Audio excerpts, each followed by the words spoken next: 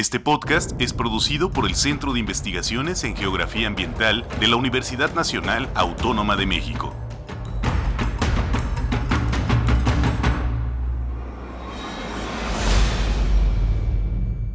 Gracias por acompañarnos en un episodio más de Todo pasa en un lugar, el podcast que producimos desde el Centro de Investigaciones en Geografía Ambiental de la UNAM Campus Morelia. Continuamos en este episodio con la entrevista que estamos realizándole al doctor Gerardo Bocco, quien fue director fundador de este centro. Y bueno, en capítulos anteriores hemos abordado diferentes aspectos de su vida personal, en la etapa juvenil, en la etapa profesional, sus estudios de posgrado en el extranjero. Y en la última conversación, doctor Bocco, platicábamos acerca ya de este momento de vida donde está formándose este grupo de trabajo del Instituto de Geografía, que culminaría en la unidad académica foránea del mismo instituto, que es el antecedente del hoy SIGA. Exactamente. Cuéntenos, nos platicaba en la última entrevista, pues justamente que había un germen ahí instalado en un grupo de investigadores con la intención, pero que costó algún trabajo materializar en la forma de poder realmente ya instalarse en la ciudad de Morelia. Sí, bueno, volviendo a esto, o sea, fue... ¿Voy a ajustar su micrófono? Sí, claro. Ay, perdón. Sí, esto no se da en el vacío, se da en la creación del campus, que era prácticamente estaba el edificio ya de astrónomos y matemáticos, el edificio que le llamamos la caja de zapatos, que era el edificio A de ecología, que en ese momento creo que todavía era departamento de ecología del instituto.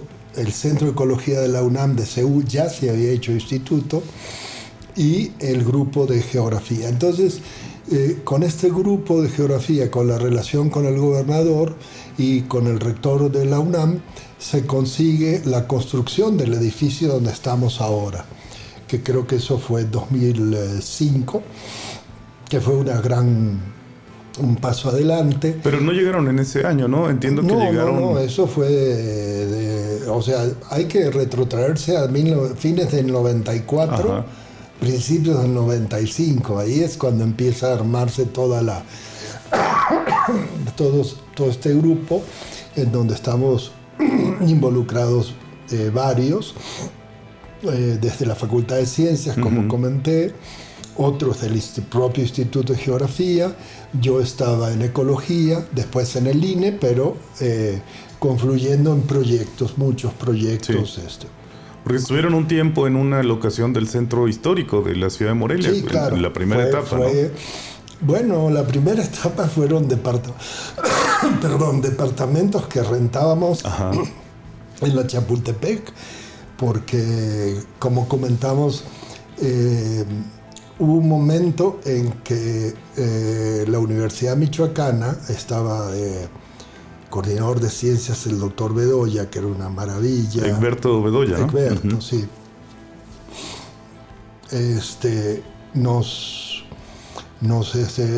facilitaron las instalaciones en San Juanito Itzícar, o sea, donde estaba el posgrado de odontología, pero estaba semi abandonado. En fin, la cuestión es que nos instalamos, pero hubo un conflicto sindical y la universidad entró en huelga, ¿no? La Universidad Michoacana. Entonces había compromisos muy serios en proyectos. Yo tenía un proyecto de Banco Mundial en ese momento y no podía no cumplir. Entonces rentamos un departamento en la Chapultepec a la dueña del departamento, una investigadora de metalúrgicas muy amable, y ahí teníamos todo, ¿no? El grupo le estoy hablando de antes del 2000. Teníamos, me acuerdo, la fotocopiadora en el baño, la mapoteca en la cocina, pero una oficina adaptada en una casa, ¿no? Sí, un departamento. Ahí estábamos, alumnos, todos, y sí funcionaba, y produjimos. Una vez que conseguimos sacar adelante los proyectos, sí empezamos a producir mucha actividad de docencia. Hay muchos estudiantes de la Universidad Michoacana, de la Facultad de Ciencias que se graduaron con nosotros. Y bueno, así fue. Y luego se fueron tejiendo estas relaciones: rector de la UNAM, director del Instituto de Geografía, gobernador del estado, y entonces fueron avanzando desde tener este maravilloso edificio ahí cerca del Monte de Piedad. Ajá. ¿Que ese era un edificio en comodato de gobierno del estado? Si no entiendo mal. O sea, no era en comodato, que ellos pagaban la renta. Se pagaba. Ese fue el acuerdo, como este grupo le hacía ciertos proyectos y bueno. Pero el entendimiento venía de arriba, claro. Era cupular totalmente, y lo de Jiquilpan, el Laudir, o sea, no es Laudir, la UAR. Exacto. Pero bueno, y el campus va creciendo, ¿no? Poco a poco se va fortaleciendo, empieza a llegar más gente a ecología. Y bueno, yo me regreso del INE en 2005, a mediados de 2005, porque cambian las condiciones políticas, y entonces el doctor Ezcurra ya deja el INE, se regresa a Estados Unidos. Yo ya no vi claro el rumbo, no me pareció, y me regreso a mi entidad porque estaba comisionado. Sí. El director en ese momento, nuestro jefe de departamento era el doctor Kenoyama, y ahí se produce una situación que es una mezcla de condiciones institucionales y de conceptuales. Y hay algo que creo que es muy importante, tiene que ver con esto, el motivo de esto, que es la creación de un centro, de una entidad primero, desde la geografía. Y eso es algo que a veces no se entiende bien, porque no es que ecología decide crear una entidad o agronomía, no, es geografía. Ajá. Es geografía la que dice: vamos a crear una unidad foránea con ciertas características que podemos ver después. Y entonces ahí el proyecto, como comentamos la otra vez, queda un poco en el aire. La cuestión es que los investigadores, había 3 investigadores titulares, no consiguen articular, o sea, no consiguen articular una propuesta, porque obviamente hay que plasmarlo en un documento. Cambia la dirección del Instituto de Geografía, y como yo tenía mucho contacto con ellos y con los postdocs que había, con los estudiantes, con toda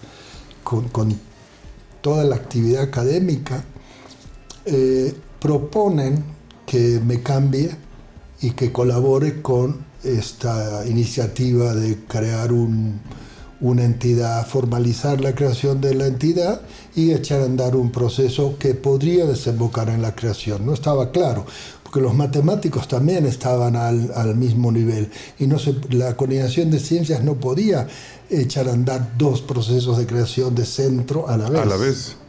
Sí, además hay que entender que presupuestalmente es claro. Muy complicado, ¿no? Sí, no. La universidad siempre ha trabajado con recursos que son muy puntuales, y en ese sentido son abordajes que requieren una planeación exhaustiva. Pero bueno, entonces yo hablo con el doctor Oyama, me acuerdo que le dije: oye, me están invitando a irme a geografía, ¿tú cómo ves? Y me acuerdo que él tenía su oficina arriba, yo estaba en mi laboratorio abajo, y me dice, lo primero que me dijo es que no, que ya estaba el departamento que iba a ser el CIECO, que ya tenía un titular C por cada área, cada nivel de agregación biológica, que estaba él en genética, que estaba Miguel en poblaciones, que estaba Manuel en comunidades, o Jaramillo, que estaba, Héctor Arita, que estaba Manuel Más en ecosistemas, y que yo estaba en paisaje, como diciendo, No te puedo decir. Entonces dije, bueno, no, está bien, no hay problema, porque la gente dice que yo no estoy a gusto aquí, yo sí estoy a gusto, y sí, es cierto. O sea, yo me había pasado ya prácticamente 10 años, había tenido etapas muy difíciles, pero nunca había sido de fricciones con las personas. Claro. Eran cosas que se entendían, o sea... Las dinámicas propias del entonces trabajo. Yo dije, ¿sabes qué? No hay problema. Sí, no, le dije, no. A los 5 minutos baja el doctor, lo llama y me dice, ¿a ti te interesa? Yo espero que él se acuerde de esto, porque realmente creo que hay de las cosas, él ayudó a que el centro se creara. Le dije, sí, claro que me interesa, pero yo no voy a crear un problema institucional así a lo tonto, ¿no? O sea, si tú quieres hacer, ponte en contacto con él. Mi propuesta era, arréglense entre directores y no me metan en la bronca, claro, ¿no? Sí. Porque yo no quiero, yo puedo seguir trabajando con mis colegas de geografía desde aquí. Entonces, de alguna manera, Pero qué gesto tan sensible, ¿no? O sea, reflexionar y decir, bueno, si a Gerardo le interesa, pues vamos a analizarlo, ¿no? No, sí, eso yo alguna vez le tuve la oportunidad de decirle que realmente nunca se le había agradecido a él, porque él dio la plaza, claro, sin pedir nada a cambio, ¿no? Claro, él vio que había una posibilidad también de proyección, de un tipo de investigación hacia la geografía. Es una persona, por eso te decía, ¿no? Hay gente que realmente, bueno, puede tener, hay gente que dice no, que esto, que lo otro, pero cuando hay claridad, hay claridad. Cuando se ve más allá de... Y bueno, se pusieron de acuerdo y me dijeron, vete. Entonces, lo primero que tuve que hacer, bueno, adscribirme al Instituto de Geografía, porque aquí no había nada. Claro. O sea, institucionalmente era el grupo, era la unidad, pero no tenía personería jurídica. Que también esos cambios de adscripción pueden afectar la categoría de la plaza, la titularidad. No, eso no, en general, si los directores están de acuerdo, es más, como ambos pertenecen a la coordinación de ciencias. Claro, están bajo el mismo paraguas, ¿no? No hay problema. Entonces, lo primero que me dice el director de geografía es que la propuesta tiene que ser geográfica. Entonces, pues esa fue la tarea. Ahora, para esa tarea yo me tuve que poner a estudiar, Adriana, porque está muy bonito que sea, mira qué bien, estuvo en suelos, estuvo en PR, estuvo en SIG, estuvo en estudios urbanos, estuvo en ecología y geografía. Entonces yo me desayuno de que querían que se llamara esto geografía ambiental, y yo digo, pero geografía ambiental es geografía al cuadrado, ¿no? ¿Para qué? No puedo entrar en tanto detalle, pero sí finalmente poner a estudiar para generar una propuesta en acuerdo con el director del instituto. El director del instituto crea la jefatura del departamento, que era el doctor Adrián Guillermo Aguilar, crea la jefatura del departamento y echamos a andar el proceso. Y ese proceso de creación institucional es complejo, interesantísimo, porque la propuesta la generas, la plasmas en un documento que se va moviendo primero al Consejo Interno del Instituto de Geografía. E insisto, del Instituto de Geografía, porque la idea era hacer geografía. Y la primera pregunta que te hace la universidad es ¿por qué te quieres salir de tu instituto?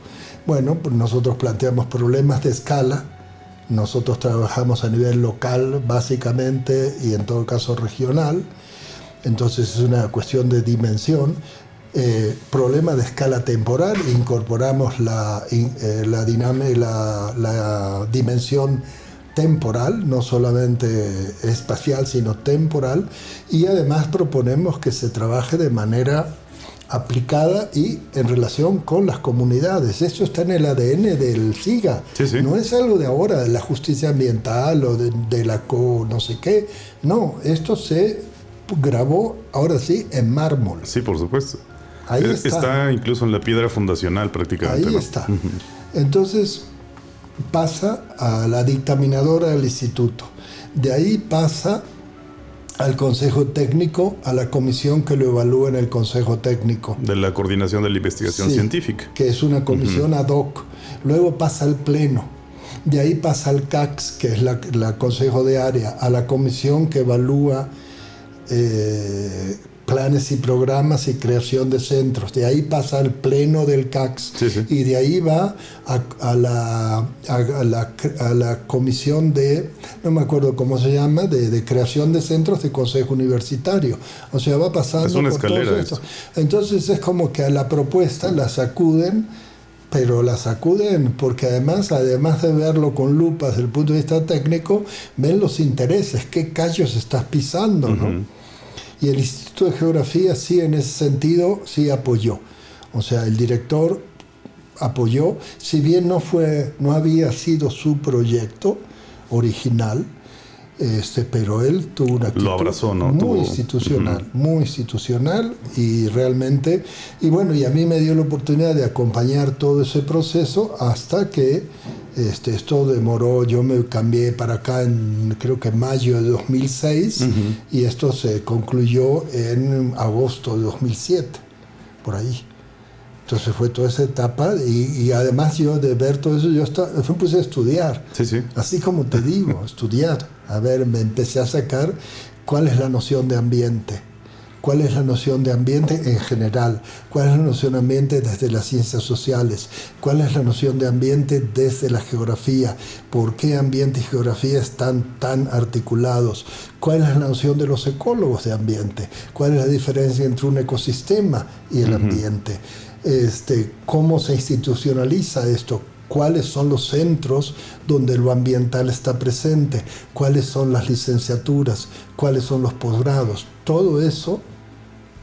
No es Había que fundamentar la propuesta de manera sólida, coherente y además validada. De eso, yo tenía que estudiar. Entonces, bueno, ya había tenido mis escarceos con los colegas cuando creamos la licenciatura de ambientales, porque ellos la querían hacer muy ecológica y por supuesto que eran mayoría y el único que decía, no, pero que tiene que haber geografía. Y como gran cosa asignaron una materia que yo impartía, me acuerdo, con el doctor Jesús Fuentes, que había sido mi alumno de doctorado, que era instrumentos de análisis espacial. Y yo decía, pero ¿qué es eso de instrumentos de análisis espacial si no hay atrás una base geográfica, territorial, de paisaje? ¿A dónde va? Pero como sea, yo creo que lo fundamental es la calidad de los académicos. Y eso sí hay que reconocerlo. La calidad de los académicos muy alta. Entonces tú podías discrepar, pero no podías decir, bueno, no, es que no entiende porque no tiene el nivel. No, sí tienen. De pronto no piensa igual que tú, pero... Entonces, en el marco del respeto, los debates podían ejecutarse. Sí, claro, ¿no? Pero en ambientales sí tuvimos, al punto tal que hubo que generar una nueva versión de ambientales con los ejes, y ahí sí ya con un eje claro en geografía, cosa que no había existido. Lo que ahora son las áreas de profundización fueron en ese momento una propuesta, ¿no? En parte las áreas de profundización, pero por otro lado los ejes. Hay un eje, ya no me acuerdo, pero nosotros sí pedimos que hubiera un eje de geografía para que estuviera presente en las licenciaturas ambientales, y después, a posteriori, creamos geohistoria, que fue así, no fue muy fácil, porque en realidad la intención era como geografía e historia ambiental, pero ni los geógrafos ni los historiadores les gustó la idea. Entonces, pero bueno, eso es aparte. Ese es un capítulo aparte. Queremos que nos cuente cómo fue que creó geohistoria. Es muy interesante. Por eso te digo, mira, a mí realmente no es que tú escojas de repente, y la cuestión es cómo tú gestionas todo eso, ¿no? Yo he tenido mucha suerte, porque en líneas generales los problemas nunca han sido dramáticos, de rupturistas, de hundirte. Siempre han sido problemas que se han podido gestionar, resolver, negociar. Siempre en las negociaciones se gana, se pierde. Claro. Pero bueno, y así fue. Y esa fue, por eso mi preocupación fundamental quedó ahora plasmada en una entrevista, no puedo decir con quién, pero fue una entrevista con un personaje de altísimo nivel de la UNAM, que cuando estaba viendo toda esta situación del centro, de si se creaba, cómo iba a ser con los matemáticos, si ellos iban a estar de acuerdo en dar un paso al costado, que la verdad también hay que decir, fueron muy institucionales, dijeron no hay problema. Los matemáticos son, digamos, además de muy buenos científicos, no sé, es gente que está muy metida en su tema, y si fueron muy, muy amables, hay que decirlo. Se corrieron, dijeron no hay problema, nos esperamos, arranquen ustedes. Ay sí, pero ya se me pasó a dónde iba esta esa entrevista definitoria donde seguramente le preguntaron, ¿no? Los qué y los por qué. Fue una entrevista y repito, no puedo decir porque lo que me dijeron fue muy serio. Me dijeron, bueno, mira, es muy importante para el que se quede en la dirección, en ese momento todavía no se sabía quién, que se le dé un rumbo al centro. Ya estaba creado el centro. Porque, dice, hay muchos centros en la UNAM que no tienen rumbo. Y yo me quedé frío, porque fue una cosa muy, muy seria. Y eso es delicadísimo. De hecho, al decir esto aquí públicamente, por ahí yo estoy metiendo los dedos en la puerta, y no es ofender a nadie, ni mucho menos. Es un tema técnico, totalmente técnico. Un amigo decía, cuando estábamos preparando en el INE, decía, es muy importante que la gente sepa qué vas a hacer. Entonces, si te preguntan, es como si te preguntaran, ¿qué vendes? Vendo pan. Ah, bueno, entonces quiero pan dulce. No, vendo pan. Ah, sí. No, bueno, tortilla. No, vendo pan. Solo pan. Y eso es así como decir, este es el rumbo que tiene un centro que se desprende de geografía, va a ser geografía, va a estar mirando lo ambiental, pero si uno ve la bibliografía, ve que lo ambiental siempre estuvo en la geografía, siempre. Entonces, ¿cuál es la perspectiva? Bueno, lo ambiental, las disciplinas no son dueñas de los temas. Eso es incorrecto.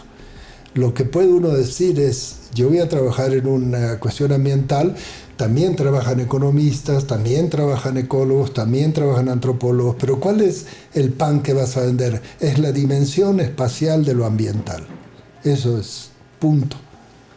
La dimensión espacial de lo ambiental. Sí, porque hay una dimensión, espacial y temporal de lo ambiental. En ese postulado podríamos... Eso es lo que se plasmó, esa es la idea central. Ese es el ADN, ¿no? Decíamos el ADN. Porque si no, entonces en muchos centros se hacen cosas ambientales y en muchos centros se hacen cosas territoriales, posgrados, etcétera. Y ahora entre que está de moda y que además muchas disciplinas se tropezaron.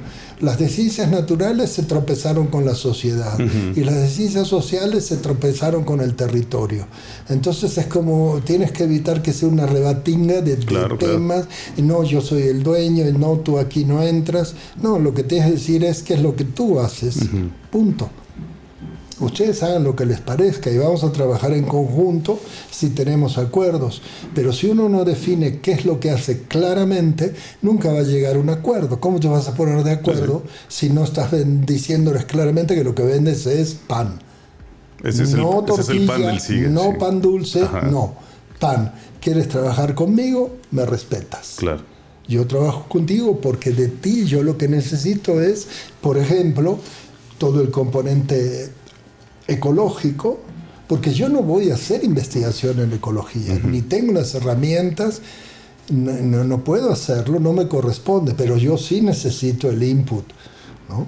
Y a eso se le llama pluralismo epistemológico. O sea, no hay una transgresión, no hay de que me como y a partir de eso, en lugar de que el otro reciba los recursos, los recibo yo porque tengo más.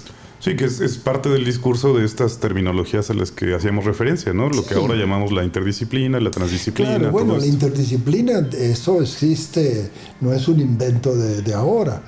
Esto es algo, pero la interdisciplina supone el respeto a las disciplinas. Yo incluso en algún momento hice una presentación en el CIECO, todavía era CIECO, el IES, que era en contra de la interdisciplina, así se llamó, ¿no?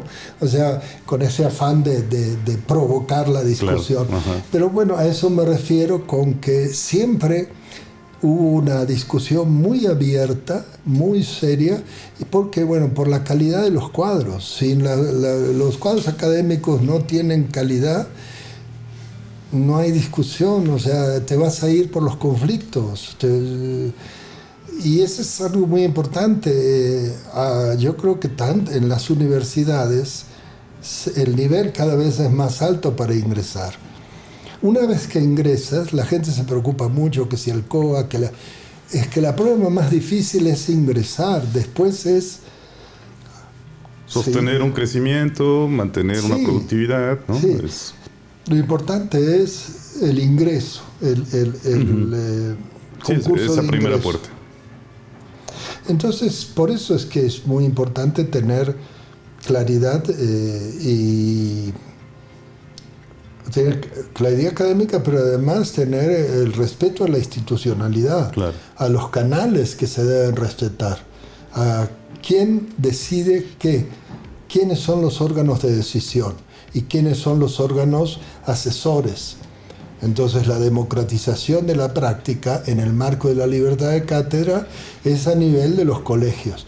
Los colegios de personal académico, nada más hay que preguntar cuáles son los que funcionan. El único es este. No hay otros. Averigua. Sí. O se reúnen cuando tienen que tomar una decisión. Decisiones sobre eventos catastróficos incluso, ¿no? O cambio de director. Sí.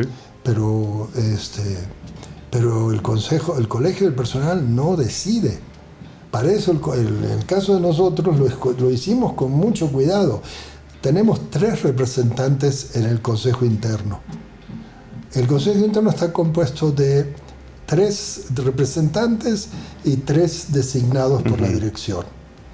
Pero de los 3 designados por la dirección, y esto es algo que tal vez muchos colegas no sepan, secretaria académica no vota, tiene voz pero no tiene voto. Quiere decir que de los votos 3 contra 2, nosotros tenemos 3 votos. Ajá. Si hacemos las cosas bien, 3 votos, ahí se decide. Ahí se puede voltear una determinación completamente. Claro, pero ahí, no en el colegio. Sí. El colegio es asesor, porque si las cosas salen mal, ¿a quién se le van a pedir cuentas? ¿Al colegio? No tiene la responsabilidad. A la directa. Claro, es la administración. obvio. Es una cadena así de mandos clarísima. Bueno, mandos de directivas. Claro.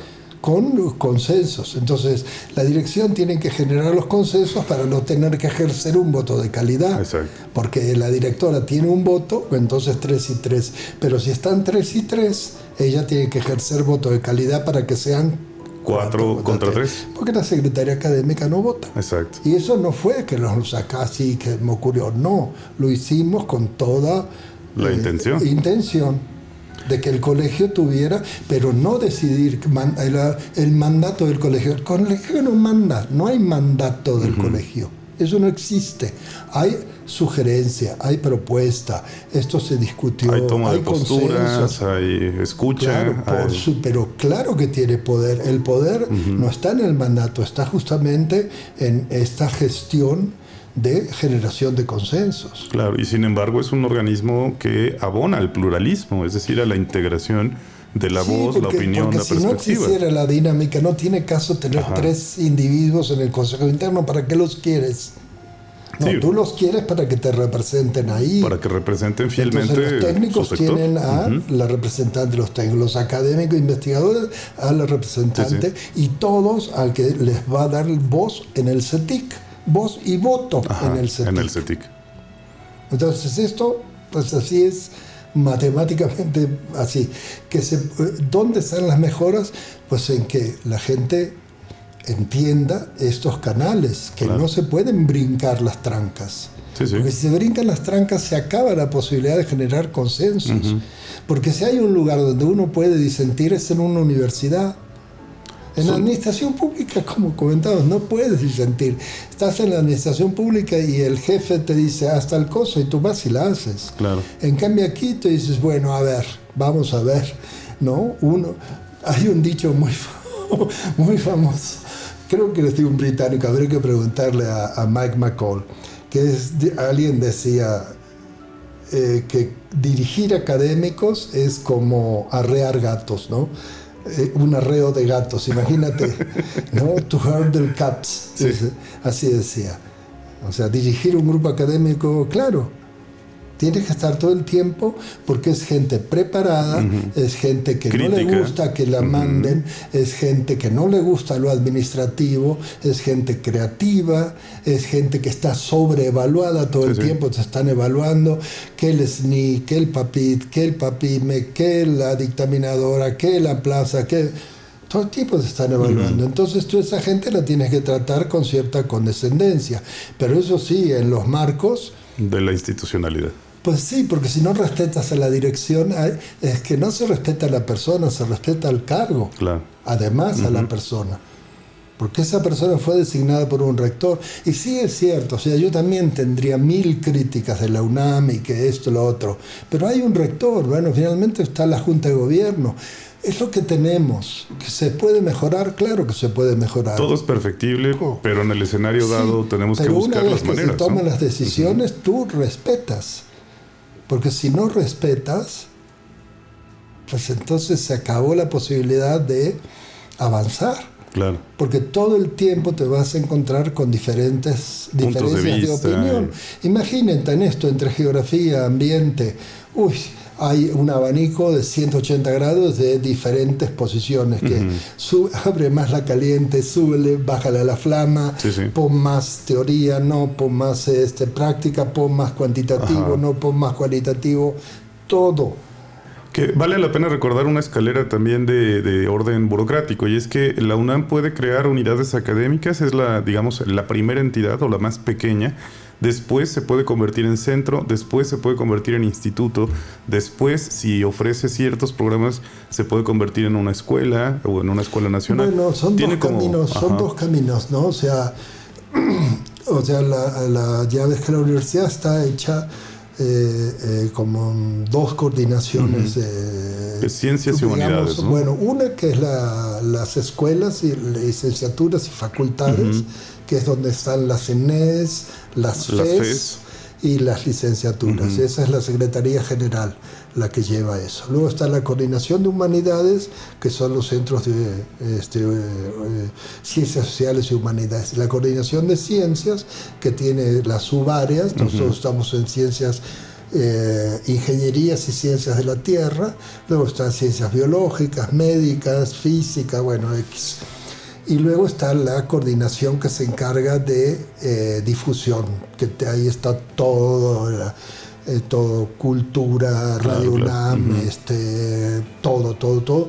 Y luego está la coordinación, ahora se han emergido, yo no tengo muy claro en el organigrama cómo está, la coordinación de género, por razones obvias. Y luego hay una coordinación menor que es de la sustentabilidad al interior de la UNAM, que tiene mucho que ver con mecanismos de conservación de los recursos al interior, etc. Entonces, los institutos pueden, en un proceso de descentralización, este es uno de los caminos, separar parte de su gente y crear una entidad foránea con el estatus que sea, que en general es una jefatura de departamento. Si esta jefatura del departamento consigue plasmar una línea que lo diferencie de su madre institucional, que en nuestro caso fue el Instituto de Geografía, por escalas, por compromiso con la sociedad más explícito. No quiero decir que los investigadores del Instituto de Geografía no les importaba la sociedad mexicana, de ninguna manera. Simplemente lo que hicimos fue decir, este interés por la sociedad mexicana lo vamos a plasmar de manera explícita en nuestras líneas de investigación y no vamos a tener no vamos a romper geografía entre física, social y económica, ¿no? Y además el componente regional, es además. fundamental. Entonces, una vez que tienes eso, Y si consigues demostrar que te ganaste el derecho a tener una estructura, una dirección, con todo lo que eso supone en dinero, plazas, te puedes convertir en un centro. Y el centro tiene posibilidades de participar en posgrados como entidad participante, como entidad responsable, o proponer la creación de un nuevo posgrado. Cosa que no va a pasar porque la UNAM llegó a tener casi 100 posgrados y eso le tocó al doctor José Luis Palacio colapsar todos a 40, creo que eran, 40 posgrados. Luego hubo ahí uno más que por poder académico que se brincan las trancas, pero estamos, o sea, más bien lo que te dicen es incorpórate a un posgrado como una entidad participante responsable, o simplemente participa sin compromiso más que ser docente. Entonces nosotros aquí estamos dados de alta en geografía, en ciencias de la tierra, en ciencias biológicas, ciencias de la sostenibilidad, arquitectura, urbanismo, o sea, todo. Sí, claro, nos igual en el diversificamos. SNI, digo, estos son comentarios por ahí un poco fuera de contexto, pero como comentábamos lo de crear, cómo nos evalúan en el SNI, en 5 comisiones diferentes, en qué lugar hay tanta diversidad, no en pocos. Y bueno, entonces, si este centro que se gana, digamos, demuestra tener el poder, el peso y todo, se convierte en instituto. Ese fue el camino de nuestros vecinos. Empezamos como un grupo casi paracaidistas. Luego nos hicieron departamento. Luego nos hicieron centro. Yo hasta ahí participé. Una vez que el CIECO se constituyó, yo ya me vine para aquí. Y después hizo IES, ¿no? Instituto, claro. Sí. Y a partir de ahí, bueno, que están en varios posgrados, en la ENES, etcétera, ¿no? O sea, la UNAM en ese sentido tiene 2 o 3 cosas que son un poco especiales, que a mí, esto de tener profesores de tiempo completo, investigadores de tiempo completo, es algo inusual, no es muy común. La diferenciación de las categorías y las funciones, ¿no? Sí, y luego que los técnicos académicos no siempre están bien tipificados y caracterizados. O sea, es una categoría que se ha diseñado mucho en función del técnico de laboratorio. Pero como tú sabes, la actividad académica es tan rica, tan variada. Pues yo cuando fui técnico académico, trabajé en un proyecto y sí, pues no era un trabajo técnico, pero también muy cercano a la jefa de laboratorio, investigadora. Sí, sí. En fin, eso se arregla mucho al interior. Ahí sí la entidad tiene capacidad para dentro de la institucionalidad modular, gestionar, ¿no? Claro. Pero bueno, hay cosas que son inamovibles, ¿no? Sí, sí, y es que además el tienen SIGA que cambiar desde arriba. O sea, todo esto está bajo un estatuto que es el Estatuto del Personal, el EPA, claro, el famoso EPA. Que ahorita, por ejemplo, hablando de los técnicos académicos, está en proceso una revisión de la figura, ¿no? Claro. Que son abordajes muy necesarios. Claro, porque están... Y luego en muchos lugares a los técnicos los maltratan. Sí. Los maltratan. Sí, ya hay entendimientos muy diversos sobre esta figura y sobre otras tantas. Sí, claro. Pero en el marco de la institucionalidad, doctor Bocco, el SIGA nace desde el día 1 con un carácter plural, ¿no? Diverso, donde existe una multiplicidad de voces, una diferenciación clara de lo que ya hacía el Instituto de Geografía, porque finalmente ya lo dijo usted también, no era necesario ni deseable competir con nadie en el ánimo de decir voy a desplazar el trabajo de otras personas, sino crear y fundamentar una nueva línea, ¿no? En algún momento el Instituto de Geografía vio con recelo esta intención del entonces naciente SIGA de independizarse, o sea, hablando en esta metáfora de padres e hijos. Sí, no, yo creo que hubo altas y bajas, hubo algunos desencuentros, pero en ningún momento se llegó a una situación así crítica, grave. No, al revés. Yo diría, por ejemplo, se habla de los criterios de evaluación ante el CETIC, que ahora se va a intentar generar uno nuevo. Nosotros conseguimos, gracias a la labor que había hecho el instituto, en este caso el doctor José Luis Palacio, antes todas las entidades eran evaluadas y se le llamaba el libro amarillo, porque no era, las portadas. Así era, Sí. Era una publicación, y además todo era en papel, era el libro amarillo. Entonces el libro amarillo decía que vamos a evaluar así A, B, C. Y lo que consiguió el instituto, con un poco también con el apoyo de otros centros de ciencias de la Tierra, fueron que se tuvieran en cuenta no solo artículos internacionales en inglés, sino revistas nacionales, por el interés de nuestra investigación en cuestiones locales. Y nosotros nos pegamos a eso y conseguimos tener, a partir de estos lineamientos, nuestros propios lineamientos. Y sí, el CETIC estuvo de acuerdo en que no nos evaluaran con el libro amarillo. Claro. Eso es una gran cosa. Luego muchas cosas, de hacer cosas de manera conjunta. Participamos en el posgrado, que somos 3 entidades académicas, el instituto, la facultad y nosotros. Bueno, y muchos de nosotros provenimos también de ahí. O sea, yo, como te comenté, o sea, hice mi tesis de maestría en el instituto, fui técnico académico del instituto, hice el trabajo de campo del doctorado en el instituto, mi cotutor doctoral nacional del instituto.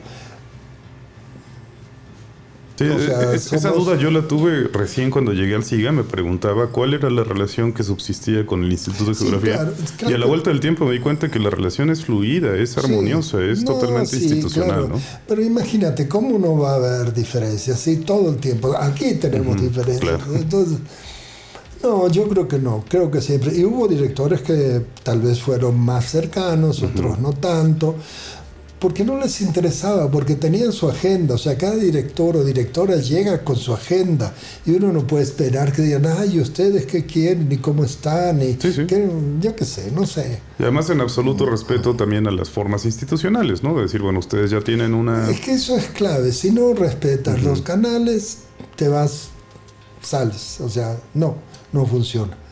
Por buena que haya sido tu idea, no funciona. Claro. ¿Por qué? Porque no seguiste esto. Pero así pasa en todas las instituciones, que salvo que entren en una crisis al punto de desmoronarse, cuando ya se destruye y se recrea algo diferente, ¿no? Pero no creo que sea el caso. Claro.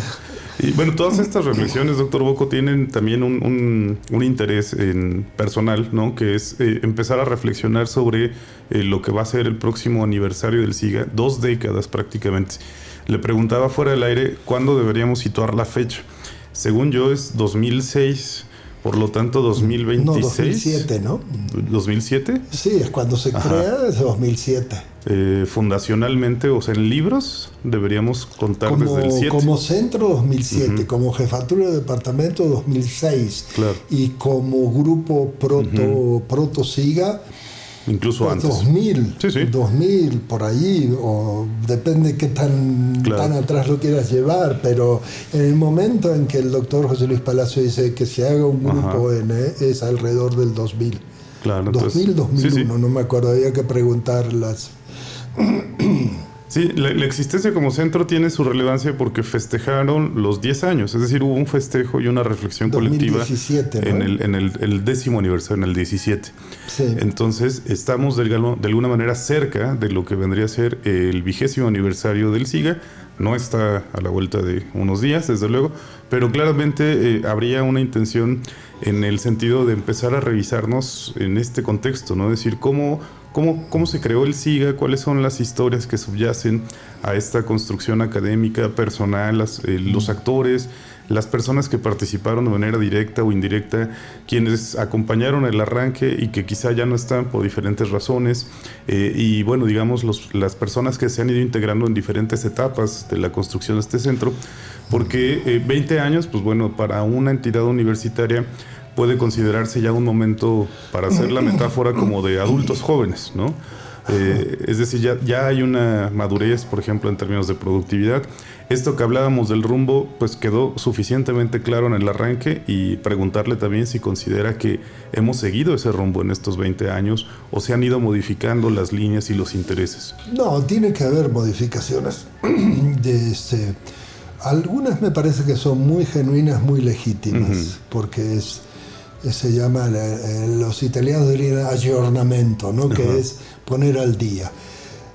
Pero yo creo que en muchos casos hay que cuidar que no hay que arrojar al niño el agua con todo y niño, ¿no? Porque entonces, en lugar de que haces una actualización, lo que haces es una refundación. Yo no digo que no, pero entonces hay que decirlo claramente y hay que asumir los costos. Claro. Porque una cosa es modificar, ajustar, poner al día, ¿no? Sí, yo siempre he creído que hay como dos discursos en una entidad como esa, que por cierto es la más pequeña de toda la UNAM. Y lo sigue siendo. Empezó como la más pequeña y lo sigue. Hay un discurso hacia afuera, que es esto de ¿qué vendes? Pan.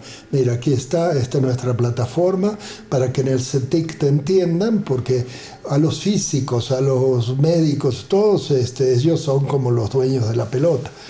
En la práctica, ve cuántos rectores hubo médicos y ya está. O ve la trayectoria que tienen los astrónomos.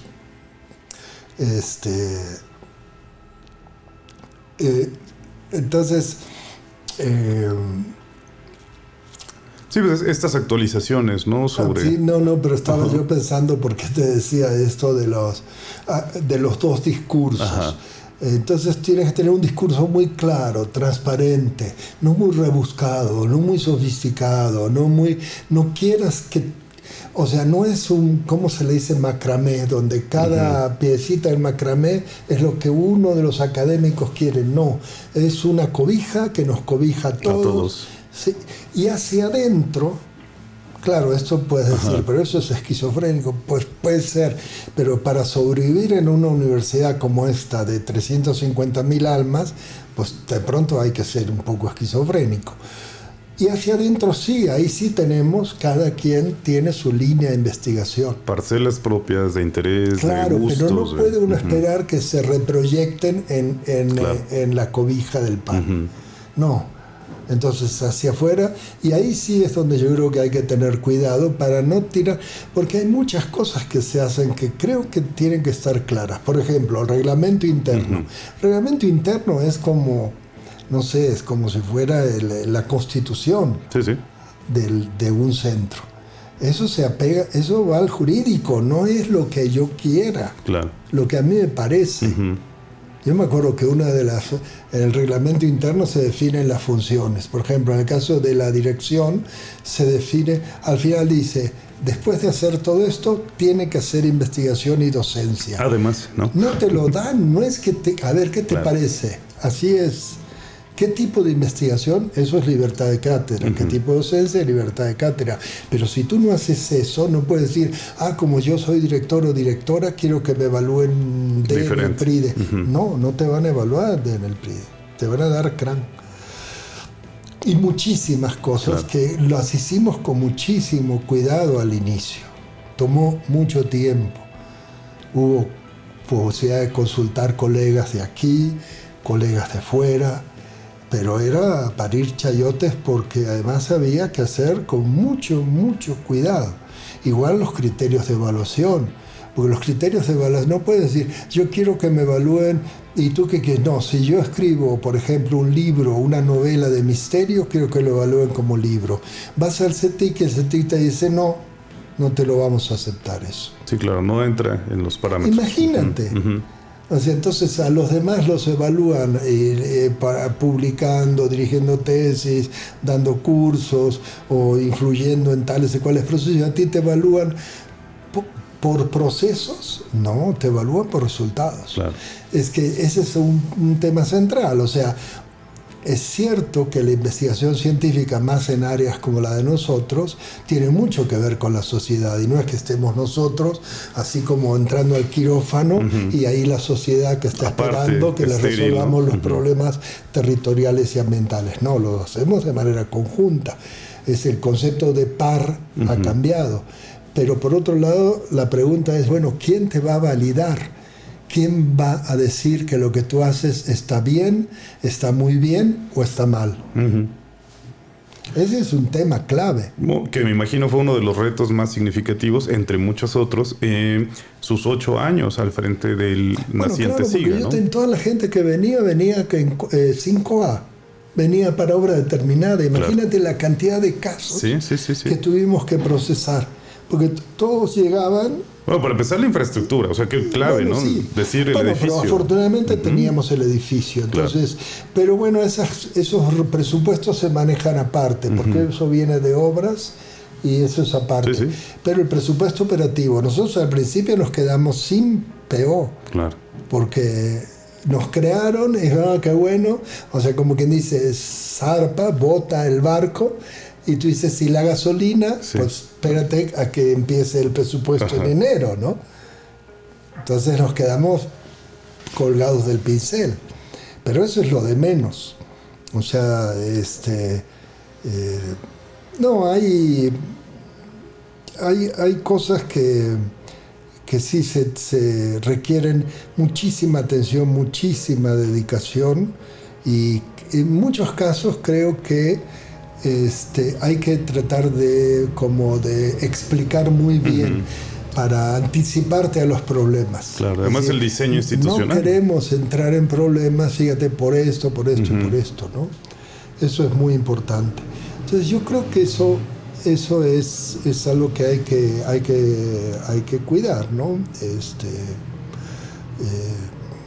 Pero repito, el tema del rumbo es fundamental. Los dos, sí es esquizofrénico, o sea, tener un discurso hacia afuera que te diferencie de todo, que sea clarísimo, que tanto al interior de la UNAM como fuera, la gente sepa clarísimo qué es lo que haces. Y dentro, entonces tú sí puedes decir, bueno, en uso de la libertad de cátedra, pero no sé, como que hay cosas que también no somos niños, o sea, gente grande no puede esperar que el centro esté viendo por sus intereses.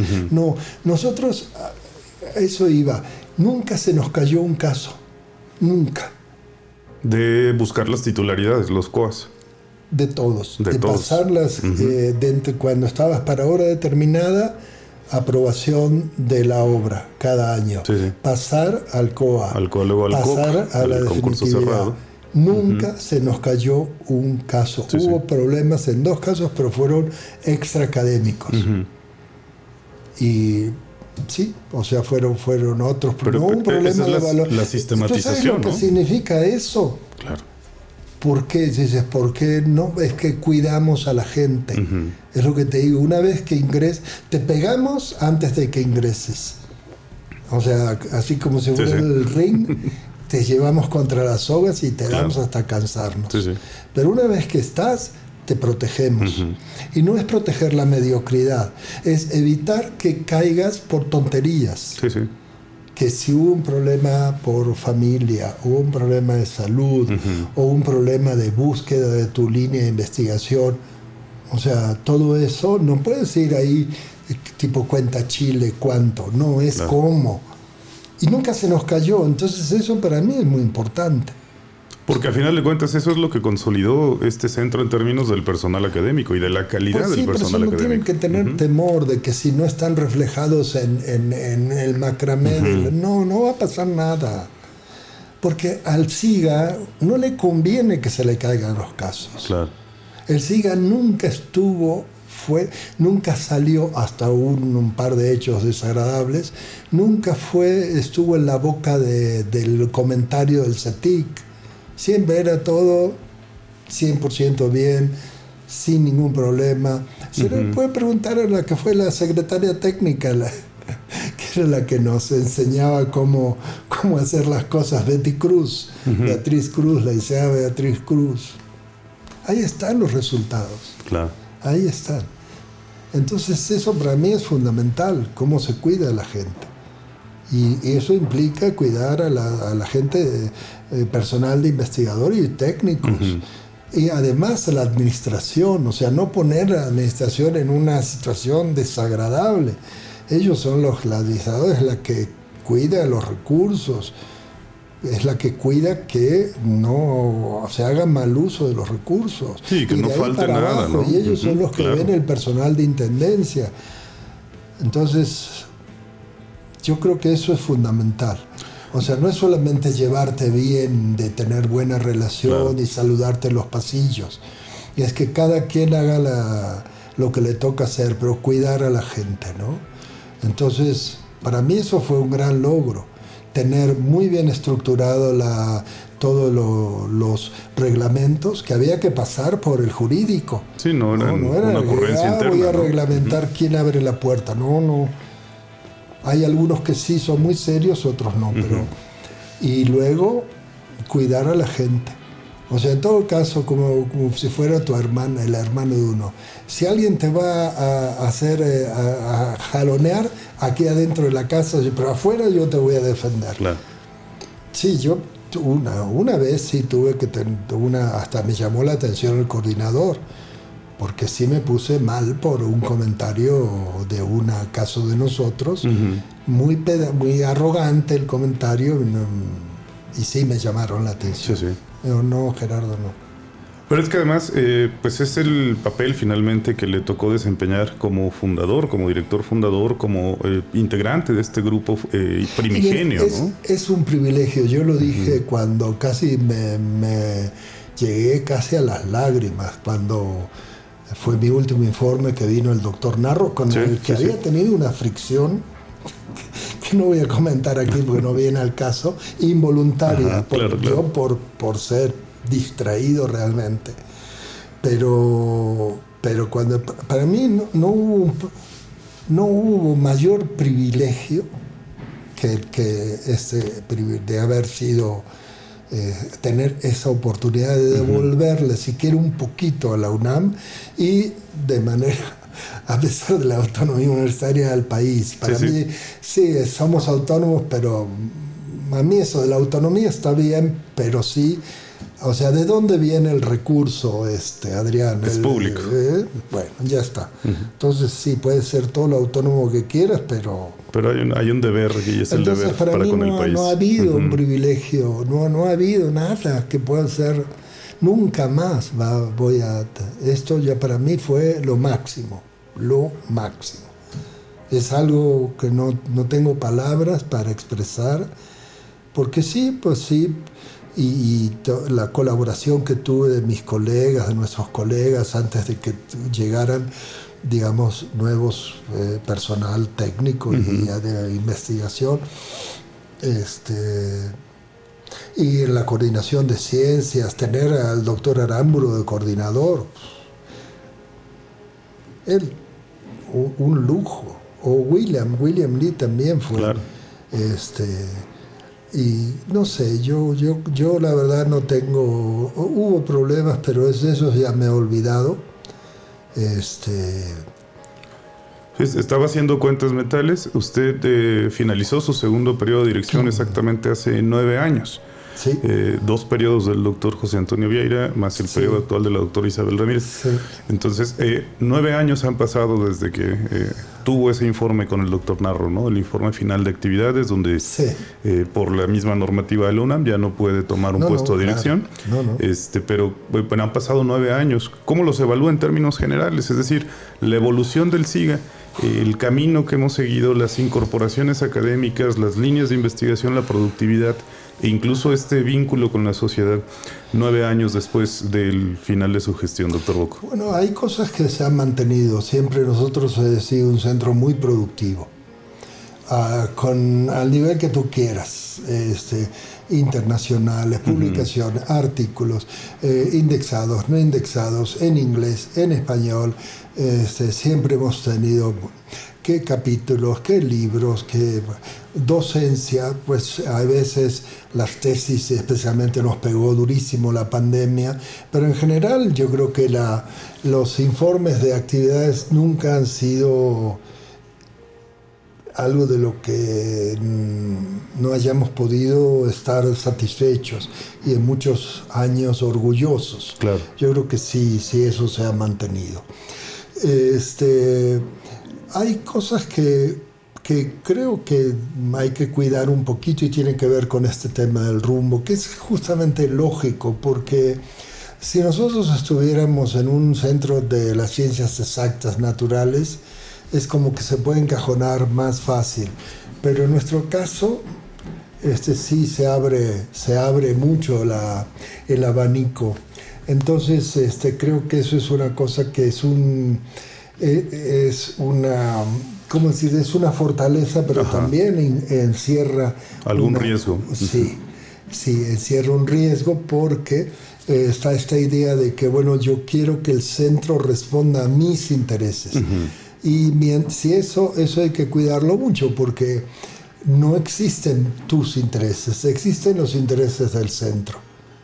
Y eso es algo que a la gente a veces le cuesta, porque somos muy individualistas y el ambiente académico además es muy arrogante. Es así como, es muy, muy arrogante. Es que parece que fuera algo, como dicen en inglés, inbuilt feature, es un rasgo que te determina. Entonces a la gente le cuesta mucho abandonar eso y no sentirse 100% reflejada. Yo creo que eso hay que cuidarlo. Me parece que no podemos abandonar la geografía, podemos enriquecerla, pero la geografía pues es una disciplina que depende cómo quieras medirla, desde los griegos o los árabes o los chinos, que sería milenaria, a digamos unos que te gustan 150 años, institucional, cuando ya hay departamentos de geografía en las universidades europeas y norteamericanas, cuando hay sociedades científicas de geografía, etcétera, etcétera. Entonces, sí te da mucho posibilidad de moverte mucho, ¿no? Pero creo que es muy importante tener mucha claridad en qué es lo que hacemos, porque por los giros que ha habido, ¿no? Estos giros espaciales de otras disciplinas, de que o sea, no puedes decir la geografía es dueña del concepto de territorio, o dueña de paisaje, no. Lo que decíamos, ¿no? Los temas no le pertenecen a una disciplina. No, uno ejerce con la mejor de sus capacidades y con las mejores interacciones, y ahí es donde hay que cuidar, que la interacción no se convierta en un desdibujamiento, que se empieza a desdibujar. Entonces está este debate entre lo geográfico y lo ambiental, y lo que toca es articular bien para que no quede duda de cuál es la contribución que hace este tipo de centros de geografía. Y esto se da en un marco yo creo que de una gran complejidad a nivel mundial. O sea, si ves la geografía británica, bueno, ellos tienen han tenido y lo han publicado una serie de debates que llaman conversaciones a través de la división entre geografía física y humana. Y entonces hay gente que dice que son dos disciplinas, otros es la una misma. Es la ciencia de la Tierra, otra es las ciencias sociales, es un camino. Otro camino esto es una disciplina integrada, pero en esta integración hay enfoques muy sistémicos, otros menos sistémicos. Entonces yo creo que hay que ser cuidadoso en cuál es el camino que estás escogiendo. Luego definir con mucha claridad la relación con la geografía Estados Unidos-Canadá. No por rendirle pleitesía a nadie, sino porque es la entidad de investigación y docencia de geografía más importante del mundo. Los congresos de la Asociación de Geografía de la AG reúnen cada año más o menos, ¿qué te gusta? 6, 7, 8 mil participantes. La Unión Geográfica Internacional no tiene ese caudal. No quiero decir que no cumple un papel, al contrario, la UGI es así como la entidad de geografía de el máximo referente. Claro. ¿No?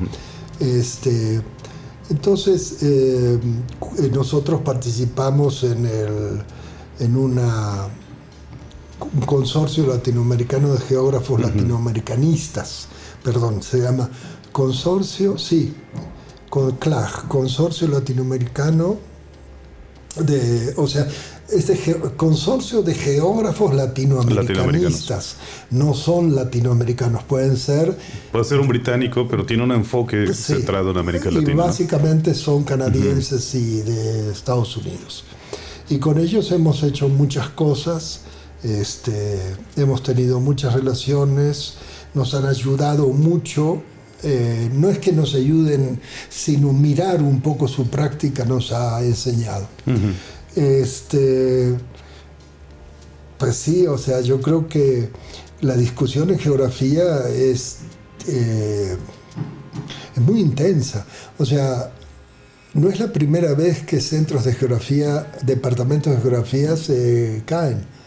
Los departamentos de geografía de las universidades del noreste de Estados Unidos, lo que se llama la Ivy League, colapsaron.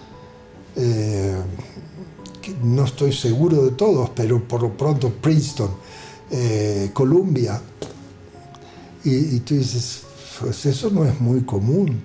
¿Y eso qué te revela? Bueno, te revela que son, dentro de el poder que tiene la disciplina, encierra su debilidad. Y puede implosionar, ¿sí? Los tronaron. Entonces tú vas a Columbia y no hay geografía. Vas a Princeton, no hay geografía. Vas a Harvard, no hay geografía. Y ahí estuvieron gentes importantísimas en la geografía estadounidense a principios del siglo XX. Que no nos es ajeno el fenómeno, porque en México también lo vivimos en años recientes en relación, por ejemplo, a la baja de las matrículas en carreras relacionadas, ¿no? Sí. Es decir, pareciera haber una desvalorización de la carrera geográfica. Claro, porque al haber, por eso es tan importante definir muy bien la identidad. Es decir, vendo pan. Pero yo soy igual, vendo, no sé, pan dulce. No, fíjate que sí es parecido, pero no es lo mismo. Porque de lo que no hemos hablado es el poder académico. No hemos tenido rector. Dime qué funcionario geógrafo ha existido en el gobierno federal. Un director general de geografía fue lo máximo que hemos tenido, que era geógrafo. Rectores de la UNAM, obviamente no, o sea... ¿En INEGI quizá hubo sus antecedentes? No, nadie. No. Y de hecho, eso yo creo que ahora que tocas el INEGI, ese fue un tren que se nos fue.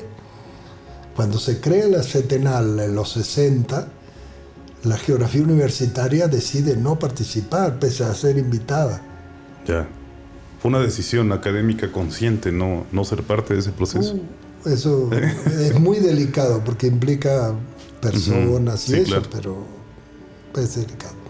Entonces, sí, ese es un problema.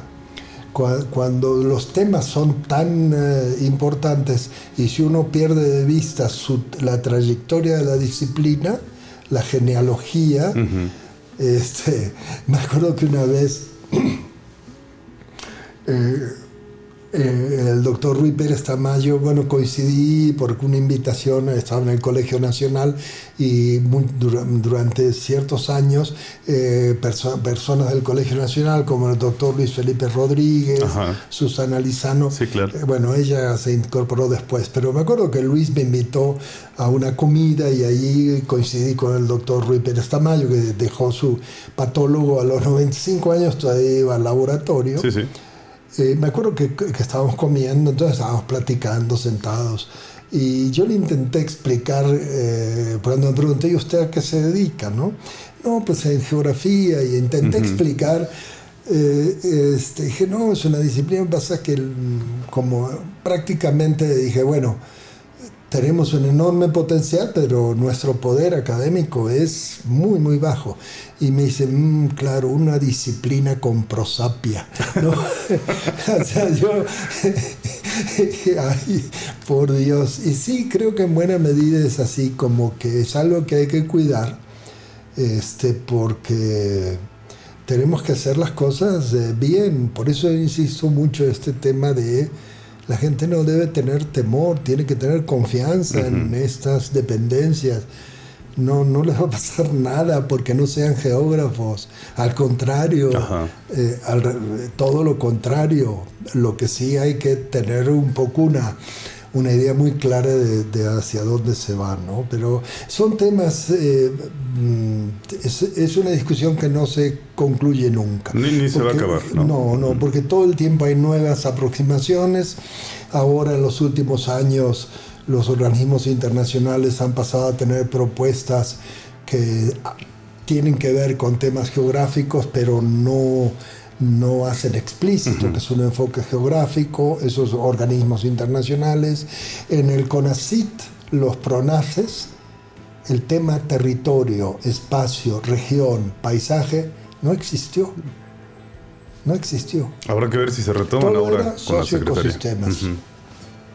Y uno dice, bueno, pero ¿por qué estás en contra? No estoy en contra. ¿Cómo voy a estar en contra? Me parece bien, es una estrategia interesante, basada en teoría de sistemas, manejo de la sociedad, la naturaleza. Pero la geografía viene haciendo eso hace décadas, cientos de años. ¿Sí? Entonces tú dices, pero es porque no te quieren. No, tienes que pensar en tu culpa, cuál es tu responsabilidad. Porque si nada más estás pensando en la responsabilidad de los demás, no vas a ir muy lejos.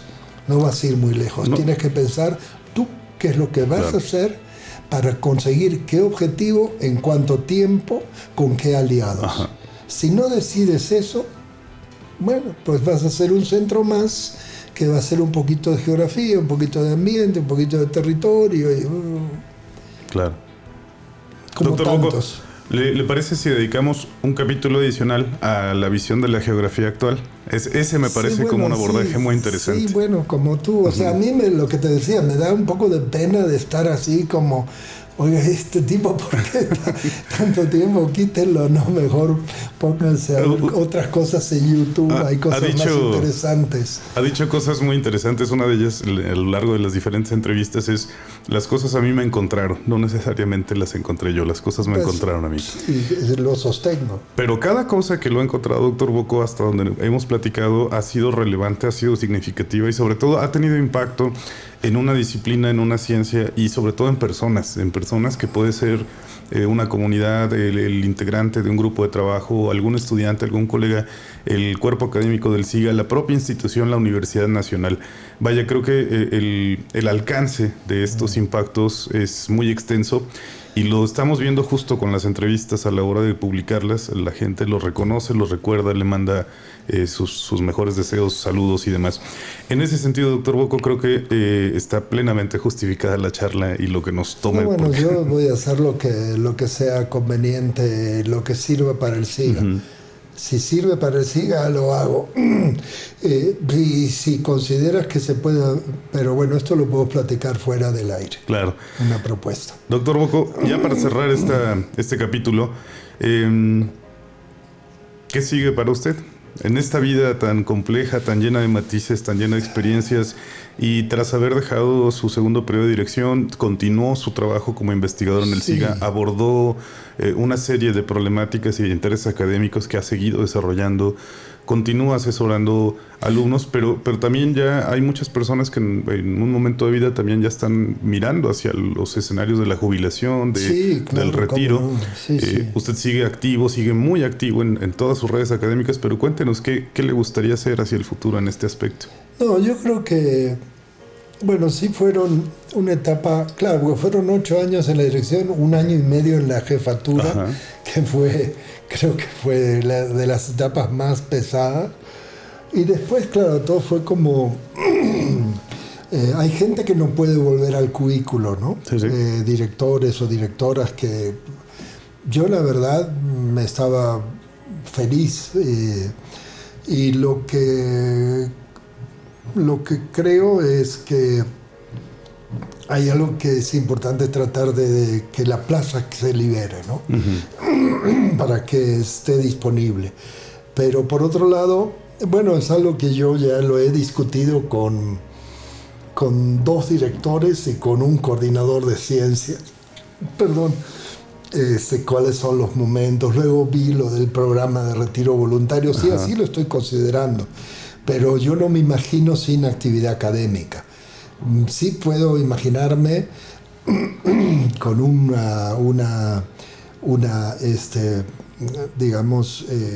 poder regresar la plaza al pool, pero no me diría del SNI, no me diría de seguir haciendo cosas. Yo tengo varias cosas en las que estoy trabajando ahora que no necesito concluirlas. He estado escribiendo mucho los últimos tiempos y he estado escribiendo en español para revistas en español porque me parece que es muy importante. Y sí que hay cosas que, bueno, las veo con la dirección, ¿no? Un poco ya como decir, bueno, por la edad, yo la última evaluación que tuve fue en 2020. Podría no haberla tenido por la edad, pero yo preferí que me evaluara el SNI y el PRIDE en 2020.